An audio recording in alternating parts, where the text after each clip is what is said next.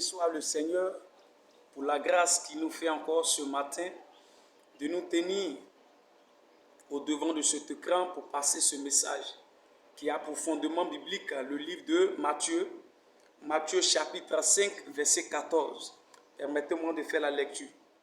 Vous êtes la lumière du monde. Une ville située sur une montagne ne peut être cachée. Je m'arrête là. Et si vous voulez, pour plus de détails, vous pouvez continuer la lecture à partir du 15e verset jusqu'au 16e.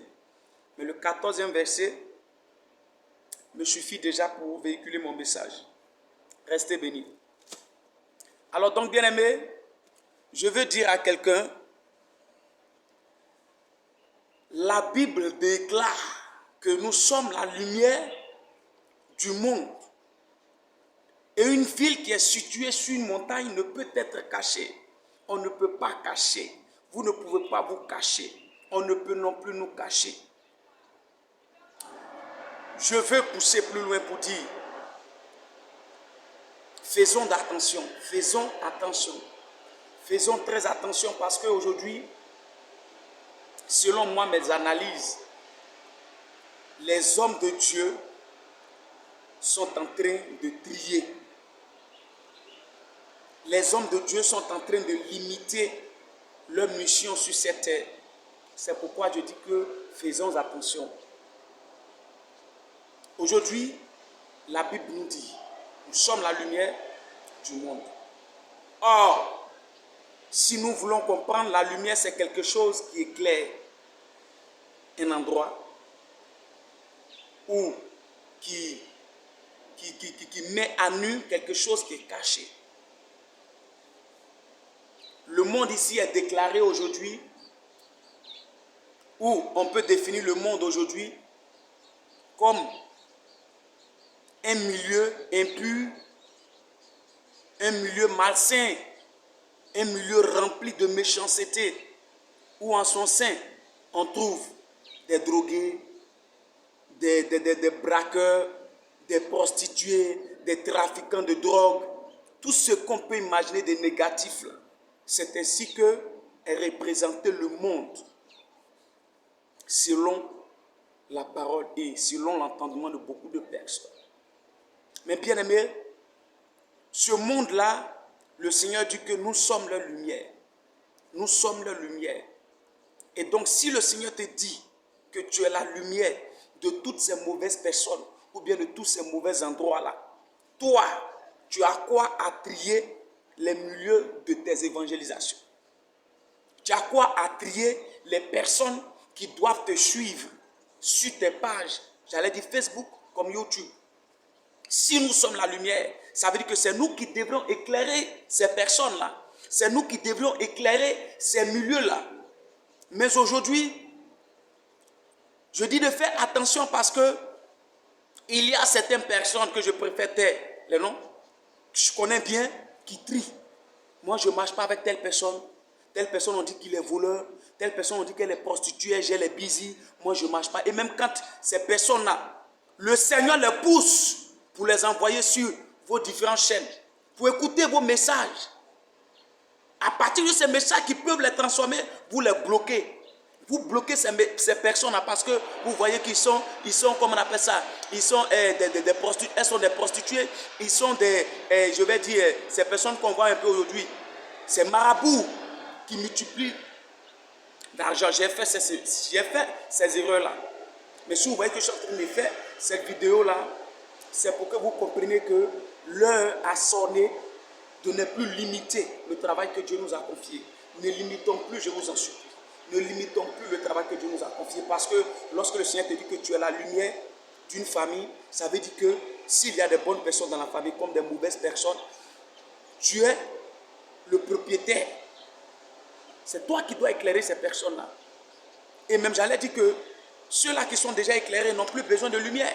Nous sommes la lumière du monde, pas la lumière de l'église. Non, la lumière du monde. Aujourd'hui, il y a le monde et il y a l'église. L'église, c'est la religion. Nous qui croyons en Dieu, nous qui faisons la volonté de Dieu. C'est comme ça qu'on nous représente, n'est-ce pas? Le monde est représenté comme ceux-là qui sont dans le faux. Mais la Bible dit que c'est toi et moi qui sommes la lumière de ces fausses personnes-là. Et donc, quand le Seigneur te donne l'occasion d'avoir des mauvaises personnes sur ta page. Ne supprime pas, j'ai fait cette erreur-là. Ne les supprime pas parce que ta simple prédication peut changer la vie. Le Seigneur les envoie. Est-ce que vous comprenez un peu? Le Seigneur les envoie à la lumière. Et quand ils viennent, c'est nous qui pouvons les faire changer. C'est nous, à partir de ce qui sort de nous, notre conduite, notre caractère, qu'ils voient, qui peut les amener à revenir à Dieu. Mais lorsqu'ils viennent, on les bloque. Bien aimés, que faisons-nous? Et aujourd'hui, c'est un peu récurrent. Aujourd'hui, ça a tellement pris de l'ampleur que dans une église, on regarde les visages. On regarde, on trie. Non, ne faisons pas cette erreur-là, bien aimés. Ne faisons pas cette erreur-là. Ne faisons pas cette erreur-là. Parce que quand le Seigneur a déclaré qu'une ville sur une montagne ne peut être cachée, ça veut dire que la gloire que nous avons sur nous, l'étoile, notre étoile qui brille, forcément quand ils vont voir, ils vont venir. Des personnes viennent dans l'intention de les détruire.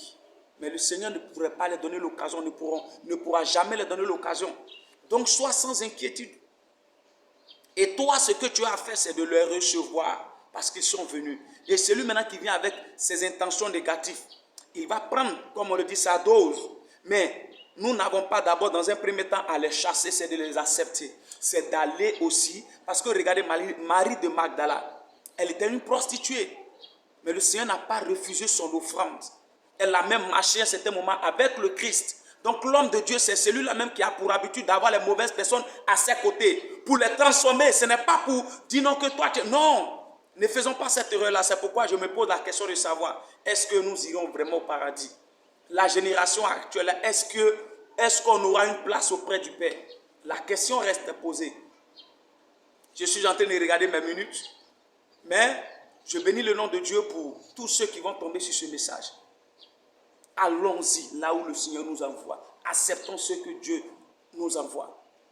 Parce que des personnes sont venues sur ma page. Dans un premier temps, je n'ai pas compris. J'ai dit, qu'est-ce qu'en tant que moi, homme de Dieu, je dois avoir des personnes. Je ne suis pas ami avec eux. Mais ils viennent pour m'écouter. Ils viennent pour savoir qui je suis. Et donc, la relation qu'il y a entre Dieu et moi me donne l'occasion de pouvoir rester ferme dans ma position. Ils savent ce qu'ils sont venus chercher. Mais quand je me réfère à la parole, la Bible dit que je suis une lumière pour eux. Parce qu'ils sont du monde. Ceux qui font comme la prostitution, ceux qui sont dans la prostitution, ceux qui sont dans la négativité, dans les braquages, dans les trafics de drogue, toutes ces personnes qui sont dans les sectes, toutes ces personnes-là sont dans le monde, ils ne sont pas dans l'église. Aujourd'hui même, ils viennent dans l'église dans l'espoir de changer leur vie, selon moi. Mais quand tu découvres qu'ils viennent pour faire le mal, le Seigneur même va régler leur cas. Mais nous, c'est de les accepter pour que la volonté de Dieu soit faite. Restez bénis, restez bénis, restez bénis. Que Dieu nous bénisse.